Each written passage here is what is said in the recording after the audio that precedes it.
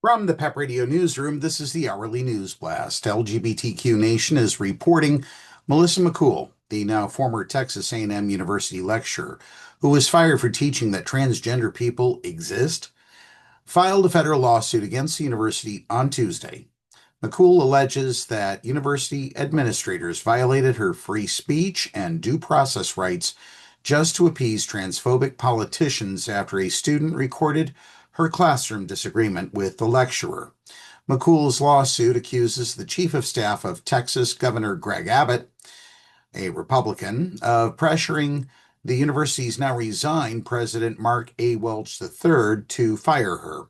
It also accuses A&M supervisors of telling University Provost Alan Sams not to give her a required disciplinary hearing before her termination.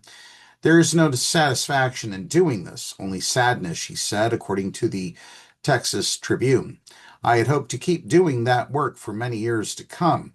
Despite how I was treated, I still love the institution, my former colleagues, and the students of A&M. I hope that this lawsuit will cause the university to think twice about treating others similarly.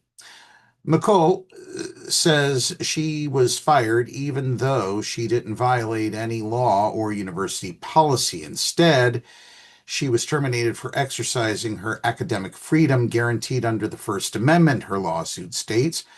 McCoul seeks reinstatement to her position, punitive damages, back pay, and other restitution. McCoul is a member of the American Association of University Professors and the American Federation of Teachers, which are also covering her legal fees. Dr. McCool's firing was the canary in the coal mine for Texas A&M University, said Brian Evans, president of the AAUP Texas Conference. They had a chance to stand up to the politicians seeking to meddle in Texas universities, and instead they caved.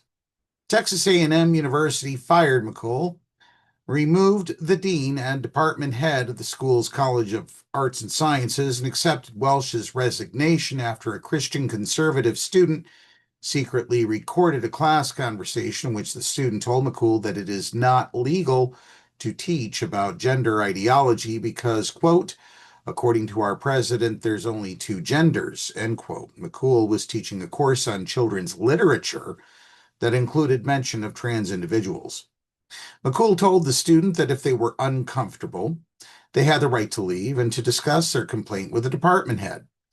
The student then recorded their subsequent conversation with Welsh, in which the student demanded that McCool be fired. Welsh refused and explained that the university's courses include LGBTQ plus content to train future educators and counselors who may work with individuals different from themselves. In response, anti-LGBTQ plus Texas Representative Brian Harrison reposted the students' videos on the social media platform X and wrote, I'm referring Texas A&M University to the Trump administration for investigation and asking Governor Gregg Abbott of Texas to fire the A&M officials involved and to instruct his regents at all public universities to immediately end all DEI, meaning diversity, equity, and inclusion, and LGBTQ indoctrination. Last November, the University Systems Board of Regents unanimously approved a new policy requiring the presidents of each of its 12 statewide campuses to sign off on any course that could be seen as advocating for race and gender ideology or topics related to sexual orientation or gender identity.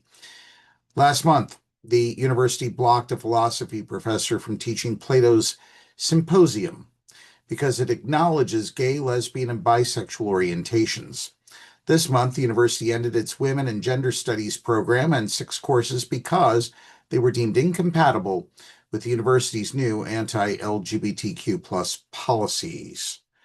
Hopefully, there are better educational institutions in other states. Might we recommend places like Massachusetts or Pennsylvania to those who are seeking furtherance of their education? That's a news blast for this hour.